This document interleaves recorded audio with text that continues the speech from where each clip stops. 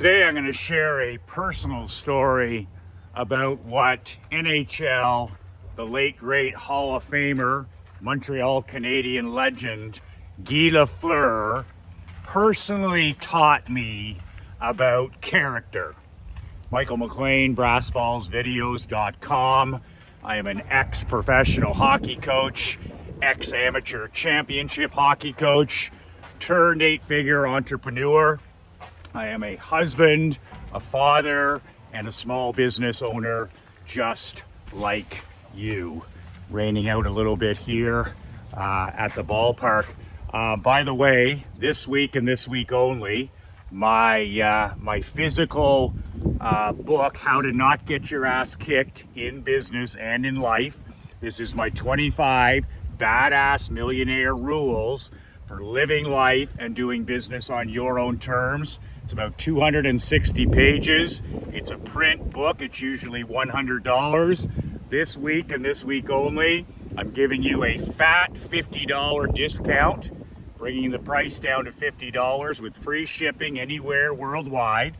And I'll also send you the physical book with one of these black badass Be Relentless t-shirts that I wear when I'm walking, when I'm at the gym, when I'm shooting my videos. So if you do not have a copy of this book, admittedly, it's not everybody's cup of whiskey, but if you're interested in a copy of this book, this is the week to buy it. You get the book, you get the fat $50 discount, and you get the free t-shirt, all for $50. The link is below. Link below is nobullbook.com. That's nobullbook.com, and I will ship you out a copy of the book as soon as you place your order. That link is in the description below. So, a little bit of rain here, liquid sunshine, the show goes on. I've got a personal story that I've never told about my dealings with the late great Montreal Hall of Fame legend, Guy Lafleur. Guy Lafleur, one of the greatest Montreal Canadiens in history, one of the greatest goal scorers in NHL history. And I had the privilege of meeting Guy on a couple of occasions. And the first occasion is when I hired the Montreal Canadiens alumni. I did this when I owned my Perth Blue Wings junior hockey team.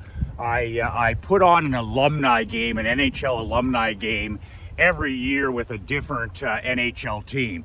I bring in the Boston Bruins. I brought in the Toronto Maple Leafs. I brought in the Montreal Canadiens, and Guy Lafleur was one of the players that came with the alumni team. And I'll never forget bringing this incredible team of Hall of Famers to our small community for a Sunday afternoon game. It was all for charity. The rink was absolutely jam-packed on a January Sunday afternoon. But it's really amazing, and I talked about this yesterday when I talked about how much respect I have for a person like Raymond Bourque, the captain of the Boston Bruins alumni. You never know what a person is really like until you deal with them one-on-one. And that's why one of the rules in my book that I just mentioned is never ever put anybody on a pedestal. I've been around NFL, Hall of Fame coaches, players. I've been around a handful of movie stars. I did some consulting with a billionaire. I've been around millionaires most of my life. I've been around, college athletes, elite pro hockey players, a handful of baseball players. And like I said, when you meet most of these people that are so-called, rich and famous, usually you come away feeling a little bit underwhelmed. And Raymond Bourque was one of those exceptions, where you meet the guy and you're like, wow, he's better than I even imagined. Well, Sir Guy Lafleur is in that same exact category of one. And when we hired Guy Lafleur, he came to Perth as the headliner for the Montreal Canadiens. Once again, the game sold out in a few days. It was the talk of our community. And when they played the Blue Wing Old Timers, it was a smash success. The arena was full. Young people, old people, everybody got to see their Montreal Canadian legend heroes. But I always watch how these so-called superstars conduct themselves when nobody's watching. I've always said that character is who you are when nobody's watching. You are who you are when nobody's watching. And that's why things like, the way you do one thing is the way you do everything, and also leaving things better than you found them, are such critical character red flags. When I see somebody that leaves things better than they found them, whether it's pushing in chairs or cleaning up a table at a restaurant, or bringing positive energy to a coffee shop, or you see people like when they work just as hard when nobody's watching. They do the work in the darkness. They put in the time. Like the great Stephen Covey used to say, private victories precede public victories. You better do it in the dark first if you want to have any opportunity to do it when the lights come on. So leaving things better than they are, and also, that the way you do one thing is the way you do everything. Well, that personifies Guy Lafleur. And I didn't know this before I met him. I had heard, rumors about, Guy he'd like to have a healthy lifestyle off the ice. And I heard all kinds of rumors of, drinking and smoking and late nights and the party lifestyle. But at the end of the day, the guy put up the numbers. I mean, the guy was a Hall of Fame, multiple Stanley Cups. The guy delivered. But when I met him in person for the first time with my wife Krista, and my daughter was like 2 years old at the time, I just remember how impressed I was with the person. And I remember we were up in the dressing room, and Guy arrived, and on a Sunday about noontime, and they use our nice locker room. And just like Ray Bourque, as soon as he arrived, you knew right away you were in the presence of greatness, and not because of his athletic ability. He arrived with his 15 teammates, and you could just tell that even though they haven't played competitively, these guys are in their 60s, he's still the king. He's still the leader of the team. And he was surrounded by other Hall of Fame players. But Guy Lafleur, like Bourque, was in complete control the entire day with us. He said when they arrive, when they leave. He's the person who thanks everybody. He's the guy that speaks up. He's clearly the leader. And I didn't know this about Guy Lafleur. But one of the things that really, it didn't come to the very end, that really showed me the truth about a guy like Guy Lafleur was when the event was over. So the event was over, and the players are up in the locker room, and they've showered, and all the fans have left the rink, and the game is over, and the players are sitting in this little lounge area we have in our locker room, and I'm sitting on the leather couch with these guys, and everybody's just taking a 20-minute break. We're having a cold beer, and it's just one of the best moments of my life. I'm sitting on the leather couch, and I'm talking to Steve Shutt. I'm talking to Guy Lafleur. I'm talking to all of these Montreal Canadian alumni, just like we're sitting out by the pool or something. And after this, there's a big VIP private dinner where all the people that paid $500 a plate will now have dinner at the beautiful hotel with Guy Lafleur in Montreal. We always had a VIP dinner after. So we sat up there, we had a beer, and then after, it's time to head over to the VIP dinner. So there's myself leaving, excuse me, the side entrance of the arena, the Perth Arena. And we're just coming out through the dumpsters. This is the side entrance that the players use. It's not the front entrance. Nobody's there. Nobody would see you. And it's about half an hour after the game. So it's just Guy and I leaving, because I'm the event organizer, and I'm going to drive Lafleur over to the hotel to the VIP dinner. So we walk out the side door, and we don't expect to see anybody. It's a simple drive over to the hotel. And as we're walking out through there's two garbage dumpsters, the trash containers. All of a sudden, there's this lady walking on the sidewalk about 25 feet in front of us. And it looks like she's got her grandson with her. And he's about 7 years old. And they're both wearing Montreal Canadian jerseys. So Guy and I continue to walk down towards the sidewalk. And they don't see us coming. And then at the last second, she sees, this lady. She's probably about, 70 years old with her grandson. And she turns and she sees that she's about 5 feet away from Guy Lafleur. And she's got the Montreal jersey on. The grandson's got the Montreal jersey on. And her eyes are just as big as saucers. And the kid, the same thing, right? It's like you're bumping into one of your sports heroes. So clearly they were at the game. And she stops and she's literally speechless, right?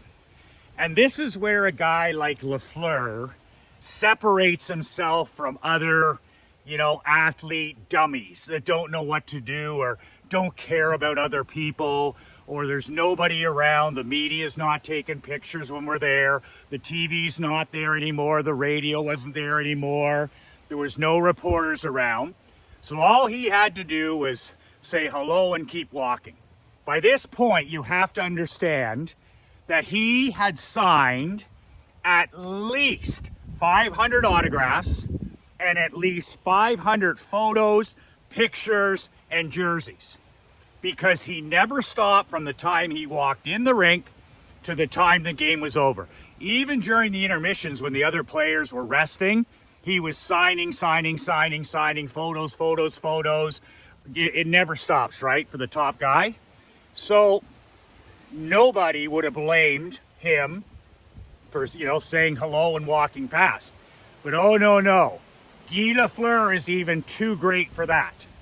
So he smiles at the lady, and he says, he introduced himself to the little boy, and he says, "What's your name?" And he bends down, right? Sign of a king. So he bends down. The little guy's 7 or 8, and he's got the Montreal jersey on, and he's got a little stick, a hockey stick. And Guy introduced himself and asked the little boy's name, and he tells him his name. And he says, he looks up at the grandmother, and he said, would you like me to sign anything for you? And this is the first thing that came out of her mouth. Like, she was stunned up to that point. And she was like, you would? Because, you don't get to see Guy Lafleur if you're just in the general mission. These people had just general mission seats. So they looked out onto the ice and they saw Lafleur and the rest of the Canadians, but they didn't get any closer than anybody else. The only people at these alumni things that get to get autographs and photos are the people that pay the big bucks, the $500 dinners, or the private intermissions. Those are the only people that get to actually meet the players one-on-one. So this grandmother and her grandson were not. They didn't think they would ever get any closer than 50 feet away. So here's the two of them standing on the sidewalk. Nobody's around.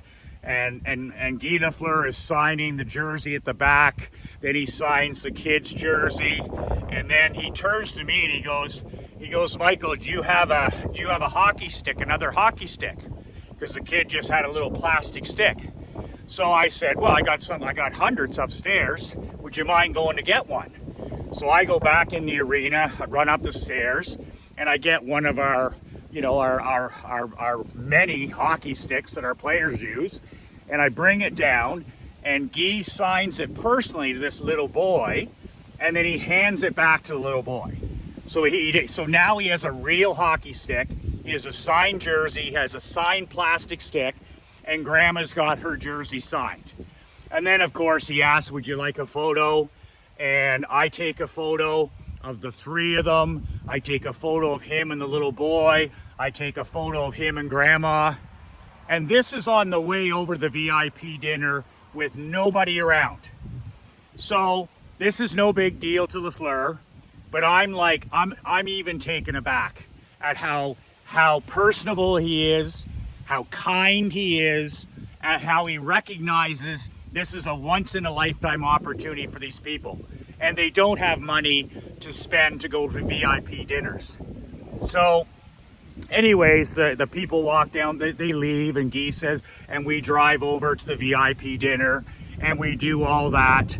And Guy Lafleur and the Montreal Canadiens were just tremendous at the VIP dinner, thanking the kitchen staff, thanking the waitresses, the waiters, thanking our volunteers, saying grace, just class, class, class, all instrumented by their king, Guy Lafleur.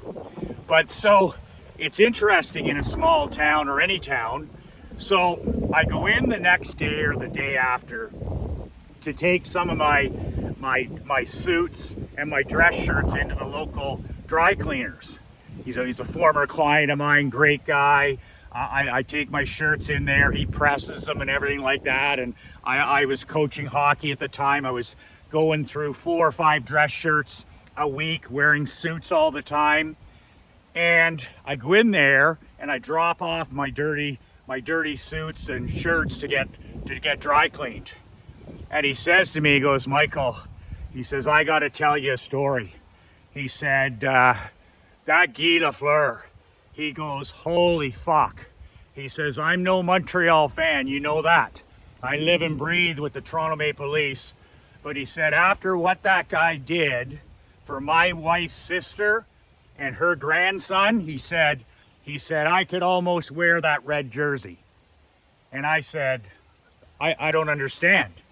And he said, well, I think you were there. And I said, what do you mean? And he said, I said, at one of the signings or the VIP dinner. And he said, well, no. He said, you guys were coming out of the side entrance of the rink after the event. And he said, my sister-in-law was there with her grandson, and they were walking down the sidewalk after the game, trying to soak as much of it in. Everybody else was gone.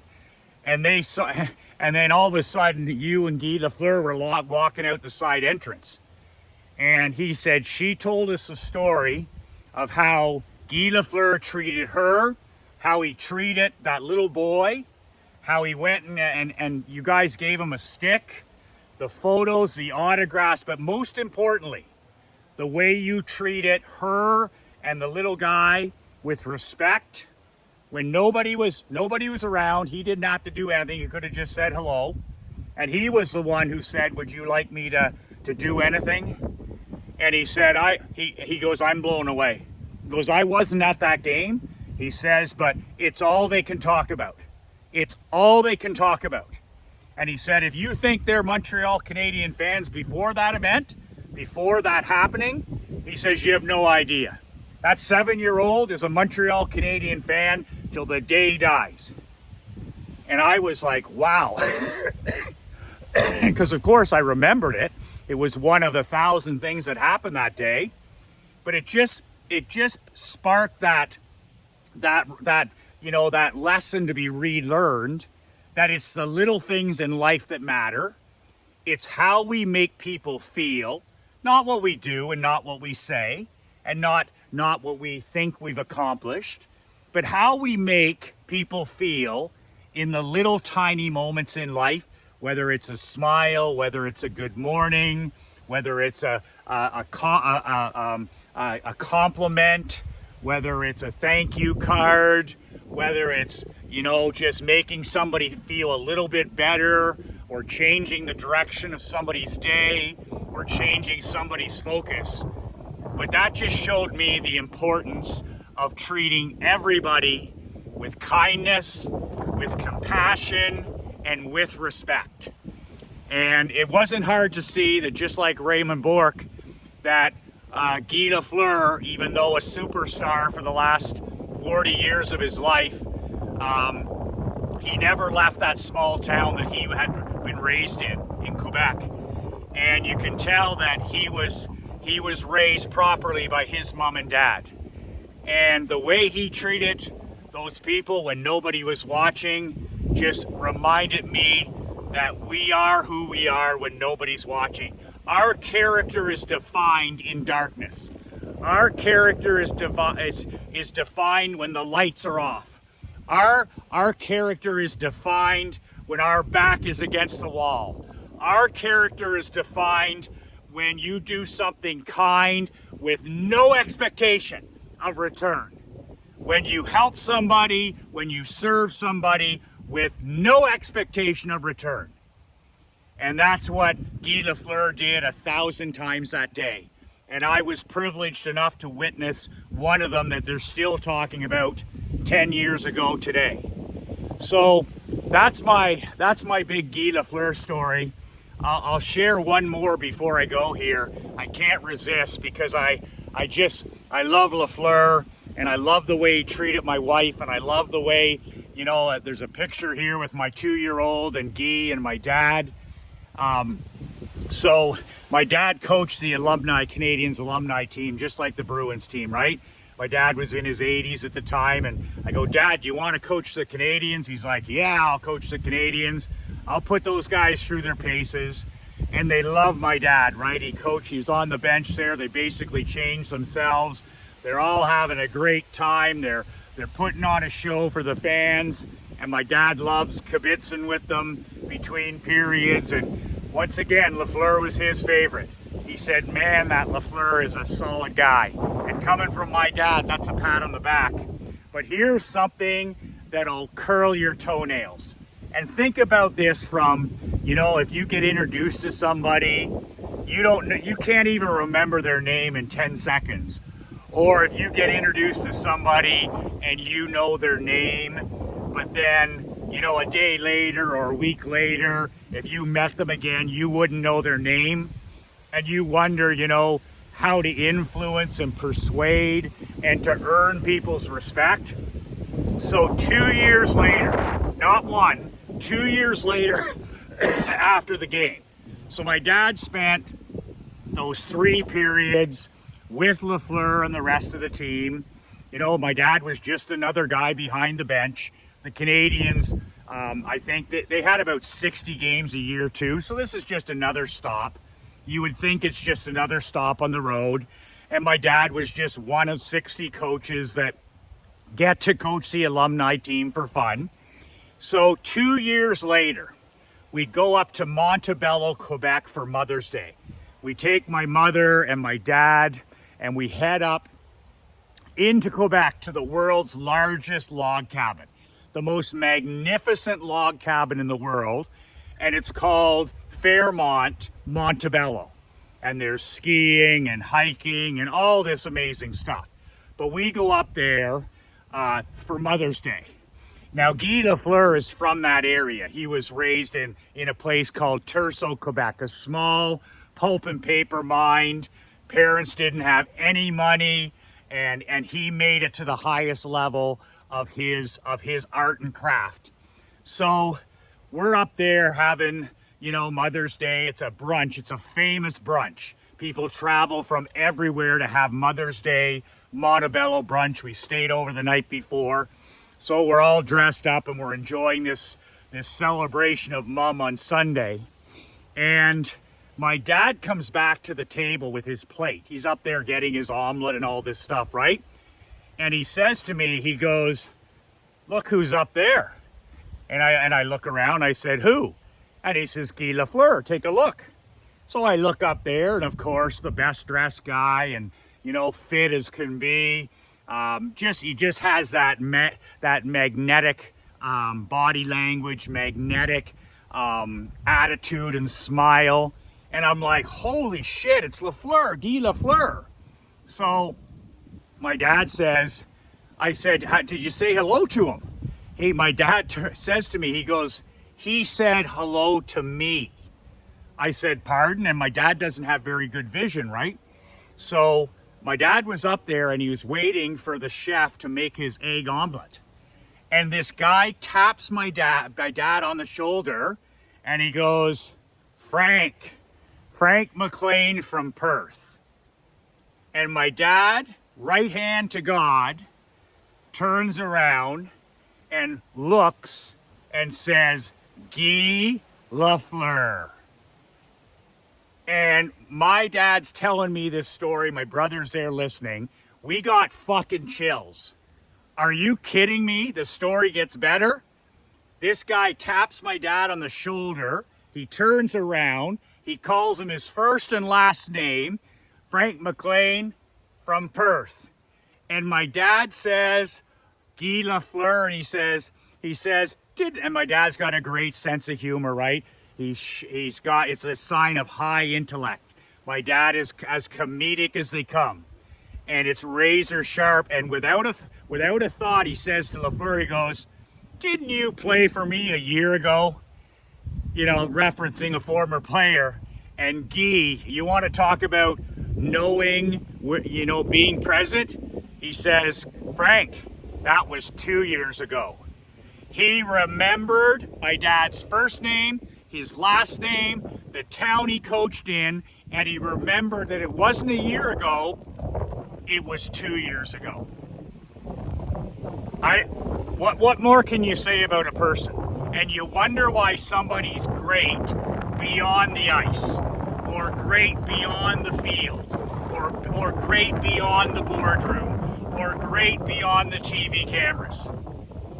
Man, oh man, he made my dad feel 10 feet tall and bulletproof when he took the time to tap him on the shoulder, turn around and shake his hand, call him by name 2 years later.